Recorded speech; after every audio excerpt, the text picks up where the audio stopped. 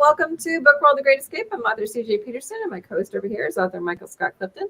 Today we have a special guest, Mr. Joe Congel. Congel. Yes. Congel. Yep. Thank you, Joe, for coming. Before we get started, Mike, how was your week? It's been better because the temperature is not 105 degrees anymore. It's actually fallen below 100, which feels cooler, even though it may still be in the 90s. And but yeah, it's like we've had some low temperatures in the 60s. It's after enduring 3 weeks straight, maybe longer, of 100-degree temperatures, 100+ degree temperatures. Yeah. No, it's been since the beginning of June. Right. It's it's like being in New York, Joe, with the weather. But it's been very refreshing up here this week. I'll tell you that. Especially compared to Texas. Yeah, it's like a frying pan on a hot fire. Well, excited that I have finished with my latest novel, Pringle Prawn, which is a fantasy novel, which is about fairies, and it's my first novel that actually has a fairy as a main character.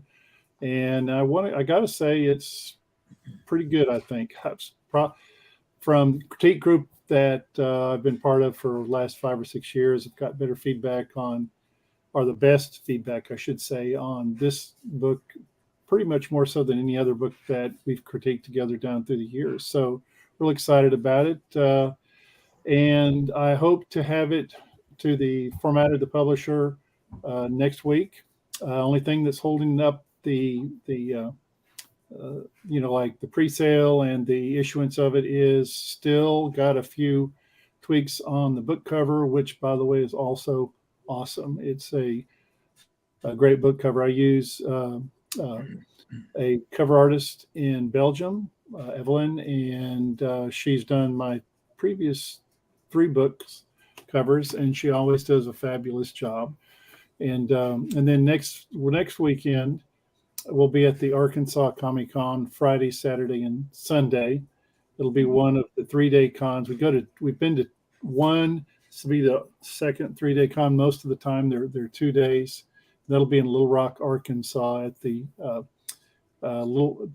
State Convention Center there in Little Rock. So, and that's always, we've been going to it now for 2 or 3 years. It's always one of the best we go to, just packed with people, and good venue for authors, especially those that write fantasy. Definitely. Well, my book is coming out on September 5th, Tested by Fire. It's where a fire marshal falls in love with an arsonist before he realizes she's the arsonist. So it's romantic suspense, kind of like what Macy writes, who we got to interview last week. So this one's coming out September 5th. There's going to be giveaways, plenty of authors you get to kind of meet during the live book launch.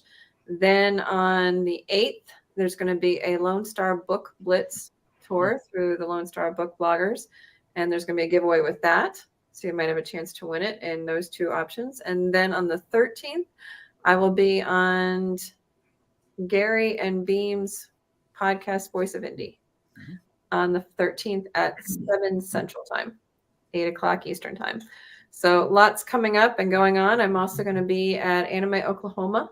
That's going to be September 8th, 9th, and 10th.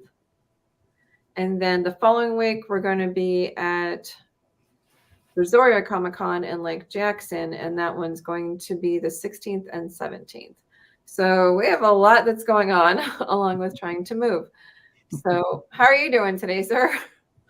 Me, I'm doing pretty well. Thank you very much. So for those who don't know you, what do you write? Can you kind of give us a brief overview? Okay, well, primarily it's mystery, PI detective, that kind of thing, that genre. I have a series. It's 4 books at this point. It's the Razman Mystery Crime Files with Tony Razzolito, who goes as the Razman, essentially. And he's just one of those snarky PIs that likes to get things done his way. Except for book 1. Book 1 was really how he became a PI, because he didn't start out that way. He was an out-of-work appliance salesman in the first book, and then his wife gets murdered, and he kind of learns the ropes, if you will, of becoming a PI by investigating his own wife's murder. And then when you get into book 2 through book 4, he's kind of advanced to that point where now he's that snarky PI. So, Interesting. yeah.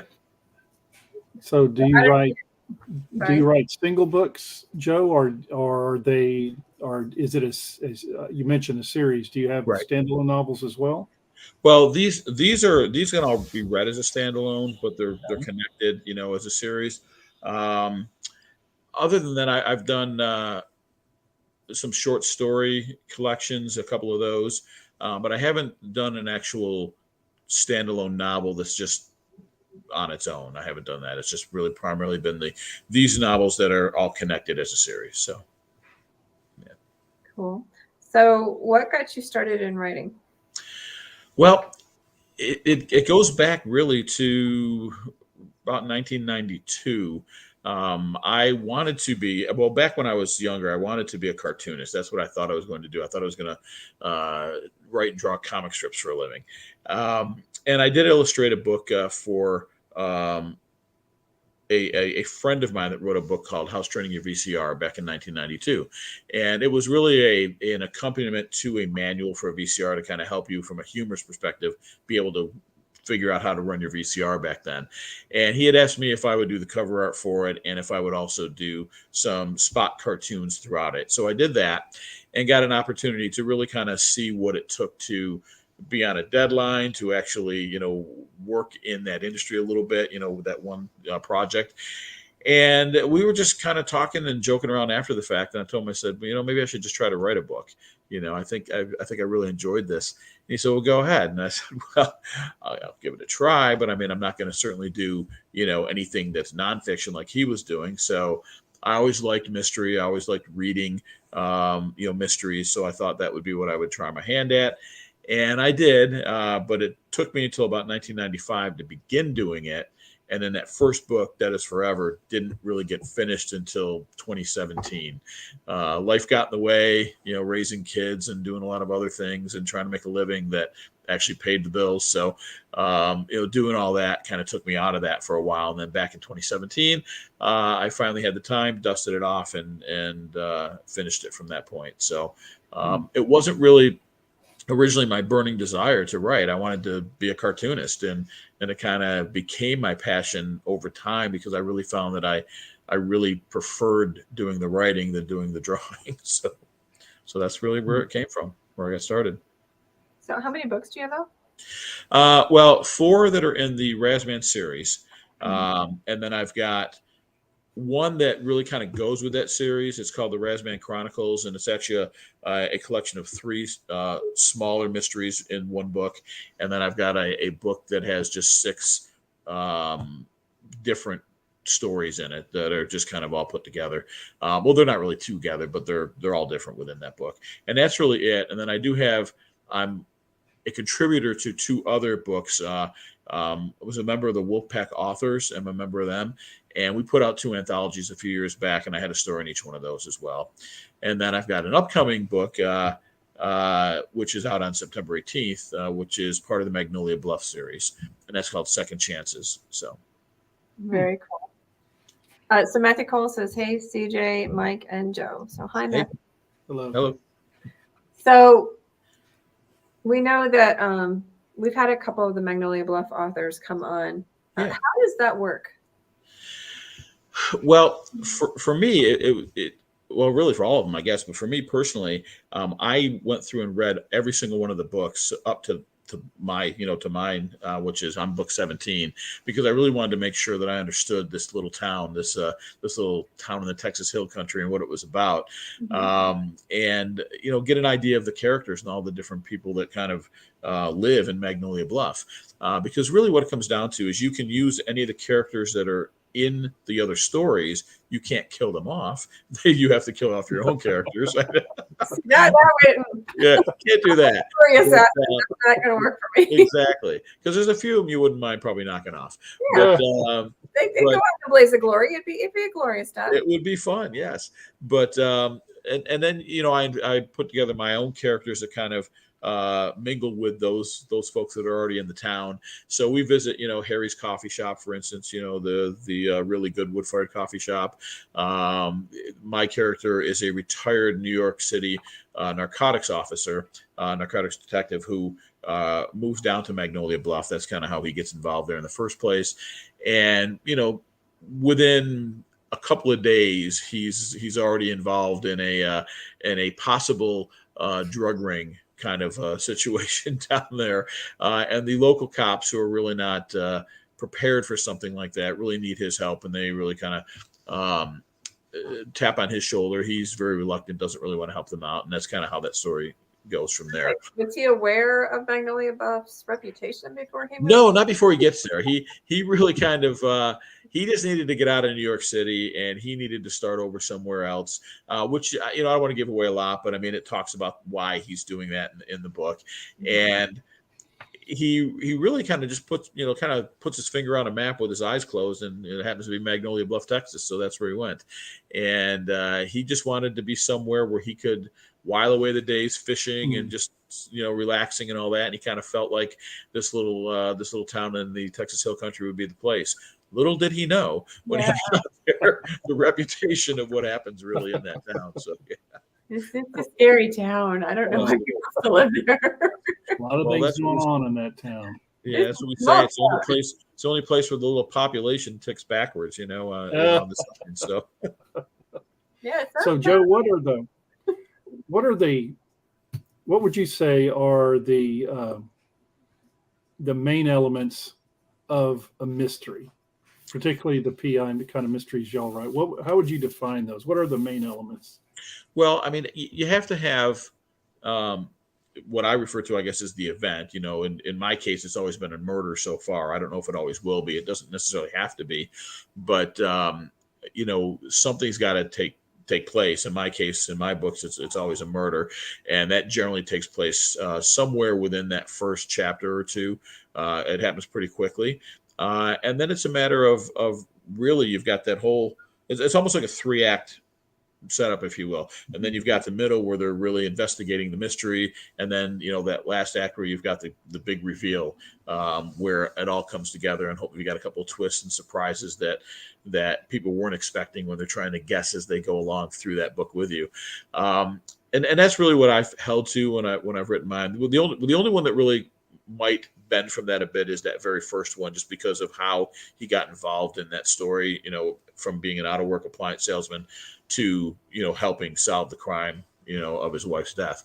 So but I really think that that's really what it comes down to. And you've got to have that event, whether it's a death or something that's missing or whatever it might be, and then that whole middle of the story where you're actually doing that investigative work, so that you're kind of coming up with your clues and your red herrings are in there and everything else that you need to kind of throw the reader off a bit.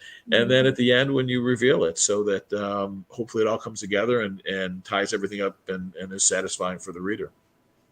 Now, that's how I look at it. Do you use in your series? Do you use like the last chapter or so to set up the next one? Not so much, really. I mean, they're all individual books where you can read it from beginning to end and not feel like you've got to read the next one. I'm hoping that you read the next one because you enjoy the characters. I mean, it's very character driven for me. Obviously, there's a plot which involves the actual mystery, but the story itself for me is driven by the characters themselves. The interaction between the main character, Tony Resolito, who's the PI, his partner in that business, and then the friction between him and the lead detective for the Charlotte Mecklenburg Police Department, which is where these books take place in Charlotte, North Carolina. Mm-hmm. So it's very, very character driven type of stories, and that I believe is why you'll want to read the next one, because you really enjoy those characters and you want to spend some more time with them. So how does yours differ from, say, other mystery PI mysteries? Well, well, for the ones that I write, a lot it's similar as far as you've got the PI that's really kind of working the mystery, and mine are first person. Well, actually, I do a mix of first person and a little bit of third person in there too. But I think really it's just there's less focus on the plot itself and more focus on the characters that are um, really driving the whole storyline itself. So there, you've got the main mystery, you've got the main death, in my case, the murder, and then all the different things, flaws and all that character goes through trying to figure out what happened and why it happened. So, and I think in some other mysteries, it's really focused on the plot itself of what's going on, and maybe you've got several different characters that are kind of helping move that story through, but my characters, like Tony Resolito has a girlfriend, and you see a lot of that interaction that's not really necessarily part of the mystery, but it does help drive it because he does talk about that, and he kind of counts on her to be his confidant of who he wants to run things by, and kind of get some ideas from her as to maybe where he needs to turn next if he's running against a brick wall. So I think sometimes you don't find that in some of the other mysteries. It's just kind of straight through from beginning to end with the plot driving it more than the character. So I think it's probably the difference for me really is the fact that the characters really are the main focus for me in the story. So you give more info in terms of like show versus tell. Yeah. When he's confiding in her, you get to see the deeper of exactly what he's thinking without him having to tell. Correct. Because he'll talk to her regarding whatever it is that he's having trouble figuring out. And then she's a special needs school teacher. So her brain works a little bit differently than his does. And so she looks at these complicated issues that he's having a little differently than he would. And she comes up with different angles than he would necessarily come up with as far as where he might want to go next, as far as who he might want to talk to, who he might want to go seek out to find out what happened that day. Maybe see things a little differently, where maybe he's already blaming this person and she's kind of pulling back the reins on that, saying, well, I don't know, have you thought about this? So she's really good at being that sounding board for him. And then you also see their relationship throughout that as that's happening. So you have recurring characters. Yes. Yeah, definitely. Yeah. Have you, of course, like CJ likes any characters fair game for killing off. I think I said that before. Where Michael Weatherly said no character is safe. That's my right. Right. So far in the first 4 books, no, I haven't done that, because, but could I do that? Yes. If I was looking at an expendable character that the series could continue without, that would be a main character, it would probably be Tony's partner in the PI business, Scott McHenry. Scott McHenry actually originally owned McHenry Investigative Services. Tony ended up working for him, and then they became partners. But and Scott you see him a lot throughout the course of the stories. But if I needed to or wanted to eliminate somebody, he'd probably be the one that would go and you could still drive the series forward after that. Mombi says hi, and she's already read almost all my books, and she said, yeah. Let's take him out often. She said, I've learned to never trust an author not to kill off a character. Well, that's true. Yeah, I guess really what it comes down to is the only one that's not on the table would be Tony Resolito himself, But I really, really enjoy the friction that I've created with him and Detective John Cahill, who's he's the lead detective, like I said, for Charlotte Mecklenburg. And those two have a really great love-hate relationship, and I think that a lot of the story, as it moves forward, a lot of the fun, light moments are with those two, even though they're at each other's throats. So I probably wouldn't kill him off either. So comic relief, you got to have that in there. Exactly. That, and I've got one guy that's kind of a wannabe mobster, and he's great comic relief. Vinny Gabriano. He in any of the reviews that I get in those books, he's mentioned probably more often than any other side character that I have. Yeah. He's a lot of fun, and he's a lot of fun to write. And as the books have gone on, his role gets a little bit bigger because I'm listening to the audience. I mean, these guys want more Vinny in the story, so I've been putting Vinny more in the story. So I was So going to ask you, how do you handle the reviews? I mean, a lot of times I'll set aside some for those days where you don't feel like writing, but it's like you actually, I'm all for constructive, like you mentioned, where they're saying they want more of Vinny. I'm all for those kind of reviews. Yeah, I don't mind any review. I mean, I love reading the reviews, good, bad, or indifferent. I want to read them. I want to know what folks are thinking, and some of it you got to take it with a grain of salt, and some of them really I think are very constructive as far as maybe what they're, what they would like to see or what they think of the character, what they think of me. One of the reviews actually talked about the fact that I happened to mention I had them eating an awful lot in one book, and that was pointed out that you got these guys eating all the time. What's going on? So and I guess I did. I just really didn't pay a lot of attention to it until it was pointed out that they were eating a lot. So it didn't really take away from anything, but I never really thought about it until it was pointed out in a review. So, but overall, I'll read the reviews. I don't agonize over one if it's not as good as I had hoped for or wanted it to be. I find sometimes if it's a really low starred review, there's probably not an actual written review to go along with it, so I don't really know what happened. And that I can't. I just have to dismiss that because I don't really know why it was starred that way. So Mombi says. So Joe,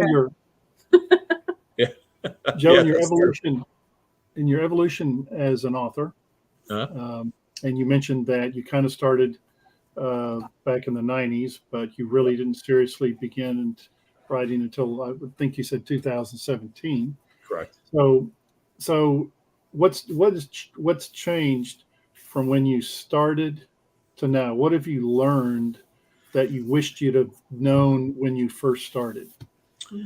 How to construct the story better, I think for me is a big one.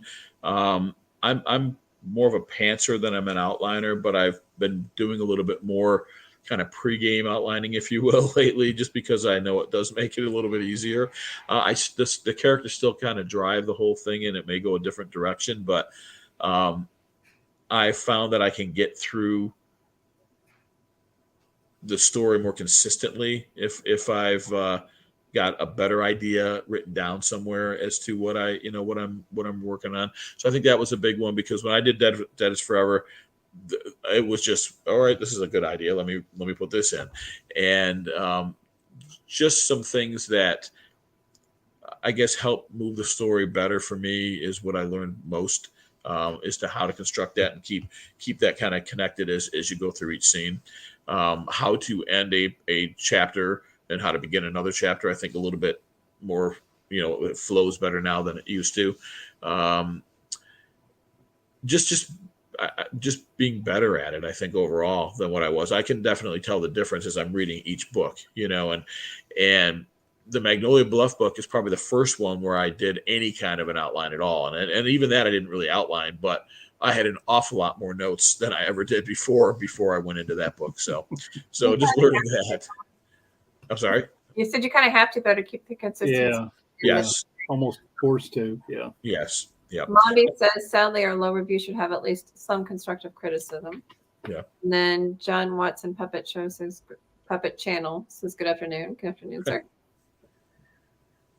So yeah, no, you almost have to in that. So we have a few minutes left. If you could give somebody a piece of advice that wants to be a mystery author, what would you tell them? I would tell them to read other mysteries. I mean, that's really a big one. I think one of the things that helped me learn how to write a mystery was reading mysteries. That to me is one of the biggest educations you can have when it comes to learning that. Just reading about it, finding out how to construct that 3-act play, if you will, to make that work in your own book is best to go back and read the classics, but read them all. I mean, I started reading Hardy Boys books, when I was a kid, and moved up to some of the different authors that obviously are not Hardy Boys, but just everything. And I think that's really really most important thing you can do if you want to write a mystery is read mysteries, read and understand how they're constructed, how they're put together, get an idea why something is there, and even if you're not sure at first, go back and find that red herring that you didn't realize it was until it became very obvious later on. See how that was put in there so nonchalantly that you maybe didn't pay attention to it. Just reading. I know I keep saying the word reading, but that's really what it is for me. I've been reading since Encyclopedia Brown. Yeah. Things. So, I mean, they're for younger ones too. There's Peter Brown for your youngers. There's Hardy Boys and Nancy Drew that are very well written. So there's a lot out there to start with. Yes. Mystery is such a great genre. I always try to guess the ending. Yes. I do that too. I pride myself on if I actually guessed right. It's like, yes, I got it. But I'm actually sometimes even more excited when I don't, because then I feel like, wow, this author really got me. I went through this whole thing and I still didn't know what it was, even though I thought it was.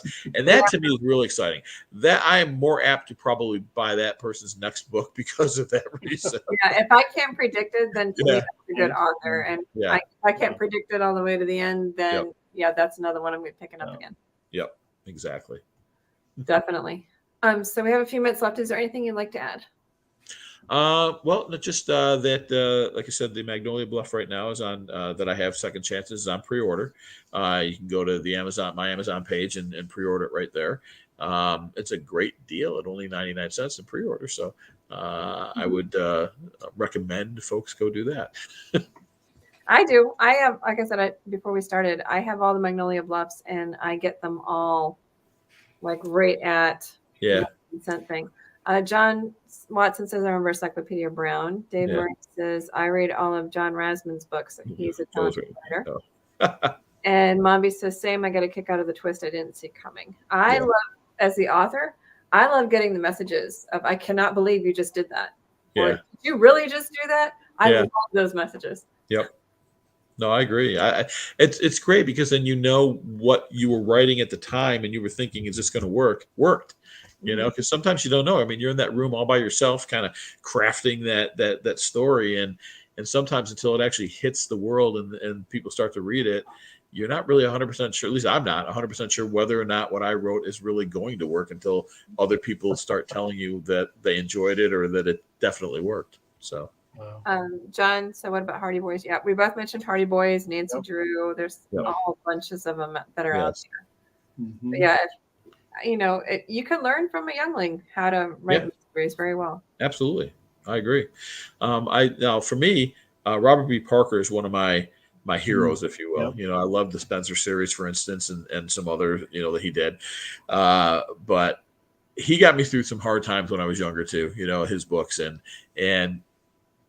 if I had to say who my character was probably most patterned after, it would have been Spencer. Not necessarily. You wouldn't read mine and say, "Oh, that's like Spencer," but for me, inside, I know that a lot of what I learned about writing Tony Resolito came from reading Spencer. My wife's a big Robert B. Parker fan. Yeah. She's read virtually all of his books. Yeah, great stuff. Really good stuff. Well, and then there's even some TV shows, like some of them, if I can guess the pattern. Yeah. It's not really fun for me, but the ones that I can't guess, or there's tons and tons of PI and mystery shows that are out there that you can watch. Yes. Oh yeah, absolutely. Do your research. So thank you so much for coming on today, Joe. We really thank you. And this was great. I enjoyed it. Awesome. Thank you. Thank you, Joe. Thank you, Mike. Make sure to check out his books. You can find out about his blog, though. So go to his Amazon page to get his books. Joe, last name Congel. Or you can go to his blog post, Joe Congel.